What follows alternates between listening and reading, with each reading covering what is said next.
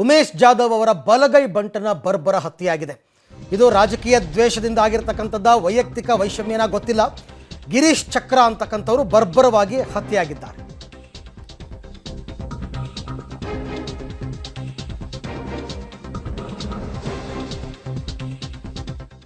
ಅಫ್ಜಲ್ಪುರ ತಾಲೂಕು ಸಾಗನೂರ ಗ್ರಾಮದಲ್ಲಿ ನಡೆದಿರತಕ್ಕಂಥ ಕೊಲೆ. ಸಾಗನೂರ ಗ್ರಾಮದ ಸಚಿನ್ ಅಂಡ್ ಗ್ಯಾಂಗ್ನಿಂದ ಈ ಕೊಲೆ ಆಗಿದೆ ಅಂತ ಪೊಲೀಸರು ಹೇಳ್ತಾ ಇದ್ದಾರೆ. ಕೊಲೆಗೂ ಮುನ್ನ ಏನೋ ಕಣ್ಣಿಗೆ ಖಾರದ ಪುಡಿ ಎರಚಿ ನಂತರ ಬರ್ಬರ ಹತ್ಯೆ ಮಾಡಿದ್ದಾರೆ. ರೌಡಿಸಮ್ನಲ್ಲಿ ಹವಾ ಮಾಡೋದಕ್ಕೆ ಗಿರೀಶ್ ಅವರ ನೆತ್ತರನ್ನು ಹರಿಸಿದ್ದಾರೆ ಪುಂಡ್ರು ಅಂತ.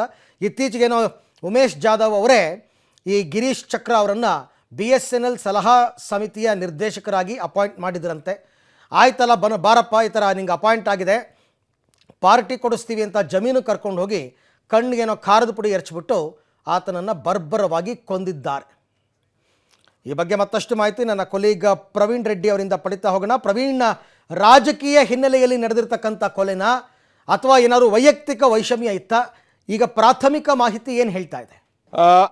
ಅರವಿಂದ್, ಈಗಾಗಲೇ ಏನಂದ್ರೆ ಗಿರೀಶ್ ಚಕ್ರ ಕೊಲೆ ಪ್ರಕರಣಕ್ಕೆ ಈಗಾಗಲೇ ಹಲವು ಅನುಮಾನಗಳು ಈಗ ಎಡೆ ಮಾಡ್ತಾ ಇವೆ. ಯಾಕಂದ್ರೆ ಪ್ರಮುಖವಾಗಿ ಈಗಾಗಲೇ ಏನು ಕೊಲೆ ಆರೋಪಿ ಏನು ಅಂದ್ರೆ ಸಚಿನ್ ಎಂಬವನು ಇದ್ದಾನೆ. ಈತ ಏನಂದ್ರೆ ರೌಡಿಸಮ್ಗೋಸ್ಕರ ಹವಾ ಮಾಡ್ಲೆ ಗಿರೀಶ್ ರವರು ನೆತ್ತರು ಹರಿಸಿದ್ರು ಎಂಬ ಮಾತು ಕೂಡ ಈಗ ಸಾಗ್ನೂರು ಸೇರಿದಂತೆ ಸುತ್ತಲೂ ಕೂಡ ಕೇಳಿ ಬರ್ತಾ ಇದೆ.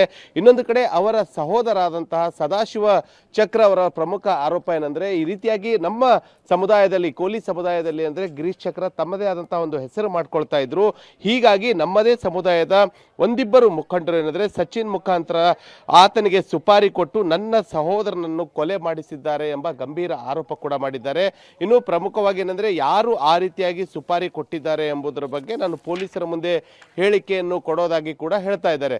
ಸೊ ಒಂದಂತೂ ಸ್ಪಷ್ಟ, ಇಲ್ಲಿ ಸಚಿನ್ ಹಾಗೂ ಗಿರೀಶ್ ನಡುವೆ ಯಾವುದೇ ರೀತಿಯಾದಂತಹ ಅಷ್ಟು ಹೇಳಿಕೊಳ್ಳುವಂತಹ ವೈಮನಸ್ಸಾಗಿರ್ಬೋದು ಅಥವಾ ಈ ಹಿಂದೆ ಜಗಳ ನಡೆದಂತಹ ಯಾವುದೇ ಉದಾಹರಣೆಗಳಿಲ್ಲ. ಆದರೂ ಕೂಡ ಉದ್ದೇಶಪೂರ್ವಕವಾಗಿ ಗಿರೀಶ್ನನ್ನು ಪ್ರೀ ಪ್ಲಾನ್ಡ್ ಆಗಿ, ಯಾಕಂದ್ರೆ ಆತನನ್ನು ಪಾರ್ಟಿಗೆ ಕರೀತಾರೆ, ಪಾರ್ಟಿಗೆ ಕರೆಯೋದಕ್ಕಿಂತ ಮುಂಚೆ ಅಲ್ಲಿ ಮಾರಕಾಸ್ತ್ರಗಳು ಮತ್ತು ಖಾರದ ಪುಡಿಯನ್ನು ರೆಡಿ ಮಾಡಿಕೊಂಡು ಯಾವಾಗ ಗಿರೀಶ್ ಬರ್ತಾನೋ ಆತನಿಗೆ ಮೊದಲು ಸನ್ಮಾನ ಮಾಡಿದಂತೆ ನಾಟಕವನ್ನು ಮಾಡ್ತಾರೆ. ಅದಾದ ಬಳಿಕ ಆತನ ಜೊತೆ ಪ್ರಕಾಶ್ ಎಂಬ ವ್ಯಕ್ತಿ ಇರ್ತಾನೆ. ಆತನನ್ನು ಏನಂದ್ರೆ ಸ್ನ್ಯಾಕ್ಸ್ ತೆಗೆದುಕೊಳ್ಳಲು ಬಾ ಅಂತೇಳಿ ಆತನನ್ನು ಅಲ್ಲಿಂದ ಹೊಲದಿಂದ ಬೇರೆ ಕಡೆ ಕಳಿಸಿದ ನಂತರ ಗಿರೀಶ್ನ ಕಣ್ಣಿಗೆ ಖಾರದ ಪುಡಿ ಹಾಕಿ ಏನಂದ್ರೆ ಮಾರಕಾಸ್ತ್ರಗಳಿಂದ ಹೊಡೆದು ಭೀಕರವಾಗಿ ಕೊಲೆ ಮಾಡಿದ್ದಾರೆ. ಸೊ ಇಲ್ಲಿ ಮೇಲ್ನೋಟಕ್ಕೆ ಈಗ ಅಂದ್ರೆ ಪೊಲೀಸರು ಈಗ ಸ್ಪಷ್ಟಪಡಿಸಬೇಕಾಗತ್ತೆ, ಸಚಿನ್ ಹಾಗೂ ಗಿರೀಶ್ ನಡುವೆ ಯಾವುದೇ ರೀತಿಯಾದಂತಹ ವೈಮನಸ್ಸು ಇಲ್ಲ ಮತ್ತು ಹಣಕಾಸಿನ ವ್ಯವಹಾರಗಳು ಕೂಡ ಅಷ್ಟು ಕಂಡು ಬರ್ತಾ ಇಲ್ಲ. ಆದರೂ ಕೂಡ ಗಿರೀಶ್ನನ್ನು ಟಾರ್ಗೆಟ್ ಮಾಡಿ ಯಾಕೆ ಕೊಲೆ ಮಾಡಿದ್ದ ಸಚಿನ್ ಅಂಡ್ ಗ್ಯಾಂಗ್ ಎಂಬುದರ ಬಗ್ಗೆ ಪೊಲೀಸರ ತನಿಖೆಯಿಂದಲೇ ಗೊತ್ತಾಗಬೇಕಾಗಿದೆ. ಇನ್ನು ಸಹೋದರರು ಕೂಡ, ಅವರ ಸಹೋದರ ಸದಾಶಿವ ಚಕ್ರ ಕೂಡ ಹೇಳ್ತಾ ಇದ್ದಾರೆ, ನಾನು ಪೊಲೀಸರ ಮುಂದೆ ಇದಕ್ಕೆ ಯಾರು ಸುಪಾರಿ ಕೊಟ್ಟಿದ್ದಾರೆ ಅವರ ಹೆಸರನ್ನು ಕೂಡ ಹೇಳ್ತೀನಿ ಅಂತ ಹೇಳ್ತಾ ಇದ್ದಾರೆ. ಸೊ ಯಾರ ಹೆಸರು FIR ನಲ್ಲಿ ಕೊಡ್ತಾರೆ ಎಂಬುದರ ಬಗ್ಗೆ ಸ್ಪಷ್ಟವಾಗಬೇಕಾಗಿದೆ.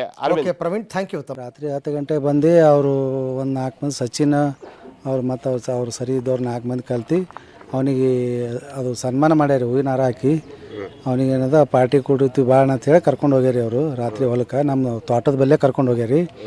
ಹೋಗಿ ಕುಡಿಸಿ ಏನು ಮಾಡ್ಯಾರಿ, ಕಣ್ಣಿಗೆ ಖಾರ ಉಗ್ಗಿ ಅವು ತಲವಾರ್ಲೆ ತೆಲಿಗೆಲ್ಲ ಹೊಡೆದು ಬಿಟ್ಟಾರಿ.